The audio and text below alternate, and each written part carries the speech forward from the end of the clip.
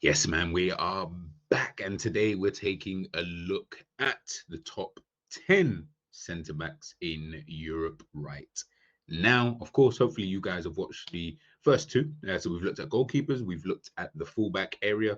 Please make sure you guys let me know your top 10s in the list. And today, now, of course, we're taking a look at the centre backs. There was a lot of centre backs I had to miss out on this top 10 list. Like maybe next time I might expand it to a top 20. But listen, top 10 makes it difficult. Yeah, you have to really think and you have to really see which ones that you kind of rate and stuff like that. So without further ado, let's just dive straight into it.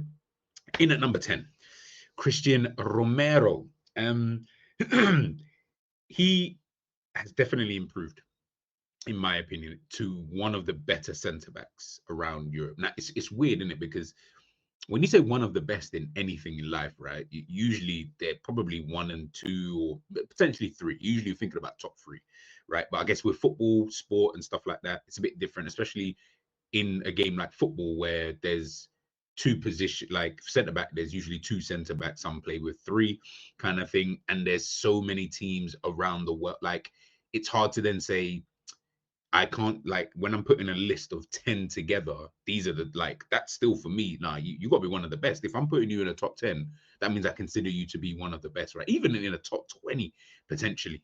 But top 10, 100%, you know what I mean? Like, so I look at Romero, last couple of seasons, I thought he's been really, really good for Spurs. He's still got that kind of, like, I don't know, man. It's like childish mentality at times, like the way that he plays in terms of the rashness, the silly things he does on the pitch. Now, you could say it's a little bit nasty at times, which is calm. I don't actually really have a problem with that, but then it can cost your team in other aspects, you know. So, but then he's slowly eradicating that. It's still there. Obviously, I don't feel like these are the kind of things that just go away after a couple of conversations with a manager or after whatever. You're gonna still have that within your nature, but he's slowly eradicating that, and his actual defending is really good.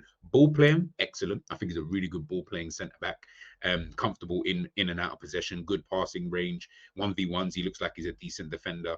I'd say even more than decent actually when it does come to that. So yeah, like I rate him really, really highly, to be honest with you. I think when we're looking at like top centre backs out there, I mean, I think Atletico Madrid wanted to sign him in the summer, which kind of tells you that, like, you know what I mean? Like top clubs will look at a player like this. I can even see a team like Barcelona, if money permitted, allows them to buy players like that. I could see them kind of potentially going in for someone like him because he's really, really good. So yeah, I rate Romero, and he's in the last couple of seasons, especially for me, he's kind of elevated his game. You know what I mean? I think, and with him, he was always a good defender anyway, but he just didn't feel like he was mature enough. You know what I mean? Like I said, the little silly things he used to do on the pitch, I just used to think you're costing the team more than you're helping the team. You're becoming more of a hindrance. Do you know what I mean? So we're not even getting to see what you're actually really good at. Now we're seeing that, and I think you can see he's a really easily one of the best centre backs, I think, anyway, in Europe and also in the Premier League. In at ninth, Kubasi. Kubasi is now what, 18, 19, something like that? One of the best centre backs. Easily. Easily. Watch this guy. I promise you, you won't think he's under 21. You'll easily think he's about 24, 25, 26. That's what he plays like. He plays like someone who's been doing this for 10, 15 years. 10 years, let's just say. Been doing it, started young, and now he's 26 years of age. Like a you can almost look at it like a Marquinhos. He reminds me of like that, where we remember Marquinhos from young, and he's just always been at this kind of, like, you just always think of him like, nah, he's a good defender. Do you know what I mean? Top defender, does his thing, blah blah blah blah. That's Kubasi. Difference is Kubasi is still under the age of 21. Ridiculous defender, absolutely ridiculous. Commanding at the back, he's got pace. Positionally, he's really, really good. On the ball, he's comfortable enough. I'm not saying he's the best. I still don't think he's like the best like on the ball. He's comfortable enough. Just brilliant. Like overall, just such a good defender.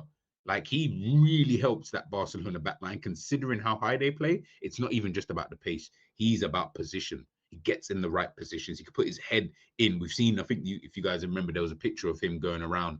I think it was a couple of years ago, where his face was just all mashed up after a game. Yeah, because that's the kind of guy that he is. He's that kind of heart on the line, kind of defender. Do you know what I'm trying to say? So listen, Kabasi, absolutely top. And I think I'll be honest, he looks like a defender. I think give it 2, 3 years, you're gonna start putting him in your top threes.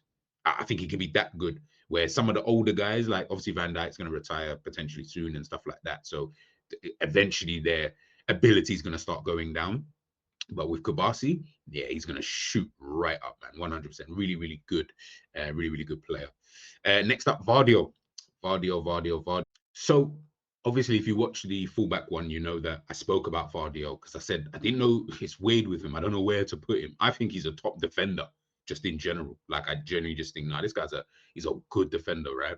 But I never know where to put him. Do you know what I mean? Like I'm always like, what position is he? You know, this I never know. I never really know. So I said I'm going to put him in the centre back category, and if I did, he had to be in the top 10. He just has to be, man. Like the stuff that he's been able to do, even since joining Manchester City, but even prior to that at RB Leipzig, he's just maintained. I think he improved since RB Leipzig, but he's now just at a level since being at Manchester City where it's just obviously City a bit were rubbish last season and all of that kind of stuff. So that would have maybe have clouded the kind of judgment that people had on some of their players. But he himself, I feel like he's a top centre back, can play left back as well. He's strong, he's quick, he can finish. Like, what centre back do you know can finish? Like, you know, when you think about centre backs, like you think when I say finish, you're thinking, oh yeah, good header. No.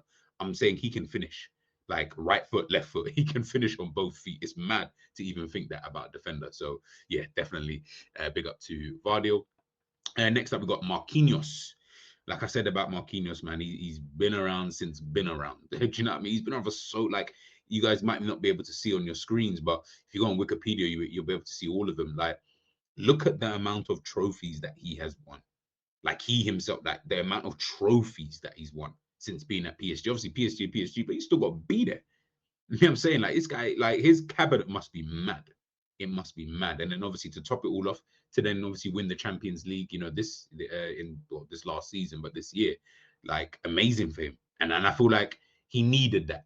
He almost needed that, like just to be able to, because he's been, you know what I mean, Brazil international, been one of Brazil's better, if not one of their best centre backs in the last like decade, alongside, you know, Thiago Silva and stuff like that. But I just feel like he needed this. You need that almost to like cement you as a, when we talk about centre backs in the future, you'll be like, oh, remember Marquinhos? Yeah, you know, he was solid. You know what I mean? He could play DM, he could play centre back, like, trust me, versatile enough as well, comfortable in possession, really good defensively, like positionally and stuff like that. Has had his moments, Let's not, I won't lie about that. But overall, really, really good career. And I think he's still one of the better centre backs, you know, out there in Europe. Kanate. I know some people thought I would have Kanate higher. Nah, I feel like Kanate is a top centre back, by the way. Like I said, if he's in this top 10, I rate you as one of the best centre backs out there. So there is that. But I think when I think about Kanate, he has all of the makeup to just be like this, like top two centre back. He has that in his makeup. He's strong, he's quick, he can defend. Do you know what I mean? Like like those three things just in its base form, that should be enough, right? But again, we know with Kanate, it's just those moments, man. Like those every now and again, like I say every now and again, just he's got that bozo gene. He's got the bozo gene, right? And to be fair, quite a few centre backs do have that. But on his day, Kanate is one of the best centre backs in the world. On his day, 100%, I have to agree. On his day, bro, you're not getting past him. No one's getting. I don't care who you are. You can be Mbappe, you can be Vinicius. It doesn't matter. You're not getting past him. But then the bozo moments, they're the bozo moments for a reason. You feel me? You get what I'm trying to say? Like, and the thing is, I like Kanate. I like him. I like him as a person. Like he just seems like a cool kind of character. But yeah, that's why I've got him a bit further down on the list in comparison to the other guys. But listen, big up to Kanate. Like I said, one of the best centre backs in Europe. So there is that. There is that. Just ahead of him, though, I've got Saliba. I think Saliba's a better all-round defender than a Kanate. And I think that's why I give him the edge. Still think Kanate is faster. Still think Kanate is stronger than a Saliba. And even defensively, I feel like they may be level. Like if I just looking at like, if you looked at all the base attributes of being a defender, if I was to just average it, the score out, I'd say they're probably both level, right? I just think all round though, Saliba's got it. Better on the ball, way better on the ball. He's someone who I think as well, especially looking at him at Arsenal, obviously there was this kind of trajectory that everyone thought, okay, yeah, he's the best. Whereas now they're looking at it like, oh, it could be his partner instead. But if you just look at since he joined Arsenal, obviously went back on loan, all that stuff. But since he actually started playing in the Arsenal first team, he's just kind of gone up just like that. And I think when we're looking at him, he's more obviously in that mold of Virgil van Dijk in terms of the way that he defends, but he can do it really, really well. Really, really well. And if I had to choose a centre back I'd rather have, if I couldn't have Van Dijk, I'd probably have someone like him and then someone else alongside him. If I had to just play the two at the back, like he's a really cool customer when it comes to defending, and he's a threat in the opposition box as well. So, yeah. Next up, Bastoni, man. I like Bastoni. I'm probably a bit biased because I do actually just really like him as a defender. Like, I probably like him the most out of everyone on this list, to be honest with you. I like the way he is. He's left-footed. He can put a ball on a sixpence for his team.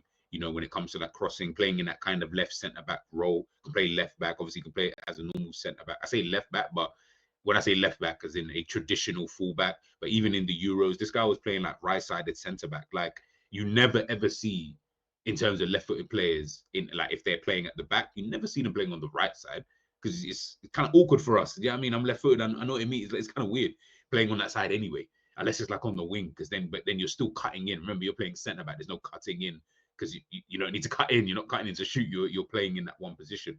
He played it excellently. I remember that tournament thinking, is that Bastoni on the right side? Like, who's on the left side and why? Like, I didn't understand it. I need to maybe do a bit more research as to why was he on that side. But listen, he's just been a top centre back in my opinion. I think really good for Inter Milan. And even last season, when I think back to the Champions League campaign and a few of the games that I watched, I just felt like he was just performing at such a high level. And I feel like, again, he's got all of the makeup, really all-round player, but he does things really, really well going forward. And defensively, I think he's just a solid player. Gabriel. I think what's happened with him is that Saliba, like, they were both there, right? And then obviously both playing together, whatever, cool. Saliba kind of went like this, like where he starts to go up a bit of a level. Gabriel was coming up, but it was like really slow. So Saliba, it's like they're both here like this, and then Saliba just shoots up kind of quickly. But then Gabriel's like this. He's still trying to get there. He's still performing at a decent enough level, but it's not really there. When he early part of Mikel Arteta's reign and early part of his career at Arsenal, bro, he had the bozo moment. He still kind of got that now, but he had the bozo moments. He had like he just rash, like, bro, it was crazy. It was mad. Like, I just used to think, what's going on? Do you know what I mean? I didn't really understand it. You see, over like now though, mature, has random moments, but even then they're quite scarce in my opinion, right? But he's mature. He's a leader. Defensively, myth. Sometimes I look at him when I'm watching Arsenal and I'm watching him and Saliba. I'll be real. I'd rather come up against Saliba than I would Gabriel. One, because Gabriel might do something mad, and I don't know where that might end up. Might just clatter me and I'm completely gone. Or it just might be the fact that he's so aggressive. It just feels like it's difficult to get past someone like him. Whereas Saliba's not that aggressive. He's aggressive, but not that aggressive. You know, it's just not his nature, not the way he kind of plays. You know, the way that his kind of football is kind of a cool, calm, you know, collective kind of guy, right? Gabriel ain't like that. And now when I watch Arsenal, I've said it already. If they were to remove Martin Ødegaard as the captain, it's got to be either him or Declan Rice. And I probably look at him more than I would like a Declan Rice. But I would understand Declan Rice obviously being there. But when I look at him, I'm like, bro, this brother's a leader. He can lead that defense. And Arsenal, for me, have got the best defense in the whole Premier League. Like the way they've set up is mad. Like it's going to be very difficult to score against Arsenal. I can promise you that now. And to be fair, only two teams in the Premier League have done that: Manchester City and Liverpool. So you know what I mean? It's one of those, bro. Like, it just looks like it's impossible to break that line. And he has just gone from strength to strength to strength. Where now, I don't know if it's the new teeth, I don't know if it's the hair, I don't know what it is, but he just seems to be on this kind of different wave now. Do you know what I'm saying? So big up to him, man. Big up to him. Second place, Rudiger. I've still got Rudiger up there. I still think he's the second best centre back. I still think this guy is an elite centre back, world class centre back. And it's so funny because I think I was saying this to Savage. Like, I didn't even look at Rudiger when he left Chelsea. I like in that last season he left Chelsea, I thought it was really, really good. Since then, he's just gone like that. Like he's now reached, oh yeah, now you're world class. Like as in, I don't need to worry about you. Like he is not the type of defender you want to come up against. I don't care who you are. You don't want to come up against Haaland. Don't want to come up against Lewandowski. None of these guys want to come up against someone like Rudiger. I'm not saying that you can't score past him because it's happened. We saw it last season. Barcelona terrorized Real Madrid, but you don't want to go up against Rudiger though. Like they're scoring goals, but they're not trying to come up against Rudiger. It's long on his day. It's long. I don't know many centre backs who you. It's just he just seems like he's just relentless. Like he is just gonna keep going on and on and on and on at you. Takes the piss when he wants. Like top centre back, top centre back. So he's in second place. First, is it even a conversation? Is it even this one was probably the easiest one for first place. Like when I think about who should be top, like who's number one, like the rest of them, you can kind of debate it. Like you'll be like, but what about this? Isn't really one to debate. There's not really much to say. It's like it's Virgil. You know what I'm saying? Like Virgil's one of the best centre backs in the history of like just football in general. Do you get what I'm saying? Like if you was creating a centre back, you would create him because he has everything that you want in a centre back, and literally everything that you want. It's he, like I said, I haven't really even got much more to say. He's just the best centre back out there. Like I just can't think of, oh yeah, but maybe you might put it's gonna have to be. It's gonna have to be him, man. But let me know, man. Let me know in the comment section, people. Who do you guys think? As always, let's do a quick run through. So in first place, of course, we've got Virgil. In second, we have got Rudiger. Third, Gabriel. Fourth, we've got Bastoni. Fifth, we have got William Saliba. In sixth, we've got Kanate. Seventh, Marquinhos. Eighth, we have got Vardio. Ninth, we've got Kubasi.